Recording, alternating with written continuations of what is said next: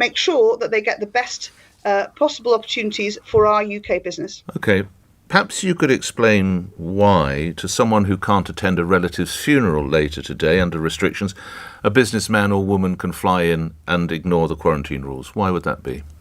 So it's not a matter of ignoring quarantine rules, it's specific exemptions, and they have to demonstrate that they've met them. All right, I'll use avoid then. Can avoid. Why someone can't go to Auntie's funeral later today, or Grandad's funeral, but a businessman or woman can come in and have exemptions granted to them.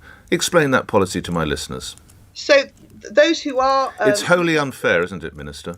Well, the challenge we have is continuing to make sure that we protect all our citizens. The challenge you have, without being personal, is credibility. The challenge you face now is credibility. You have a health secretary who should have been fired on the spot, and he wasn't. He finally decided to quit. You have a prime minister trying to pretend that he fired the man when he didn't. Effectively, it is impossible to get sacked from your government.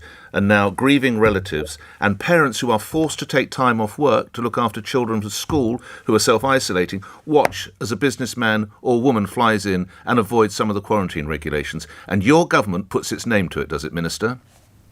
So, as I've said, it's very important that our economy is able to grow, and it's quite important that you go to your grandparents' funeral, Minister. Absolutely, and there are much less stringent limits. But in terms of I absolutely hear what you're saying. Those who are coming to and from other countries, there are still those limitations. Our mission is absolutely... Just so I know, under a Conservative government, a businessman is more important than attending your grand's funeral. Just so I know. That's the look under the Tories, is it?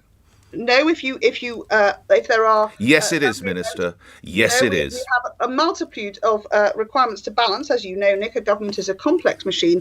And importantly, we want to make sure that How come a chief executive isn't struck by the virus, Minister? Explain that to me. I'm not a scientific person. A chief executive doesn't catch the virus, but someone else who's not board level does. That's interesting. How does the virus know? No, Nick, I would hope, unless they're very young, that a board member has now had their vaccination, and I would encourage all those who haven't yet done so to do so. I think it's really, really important part of protecting all our citizens, and we need to keep moving forwards and make sure that that is the key so that we are able to open up and be able to have, as you say, as much back to normal as possible, as quickly as possible. And I know that our new health secretary, Sajid Javid, is very focused on working with the health teams and with Number 10 to make sure that we achieve that. All right.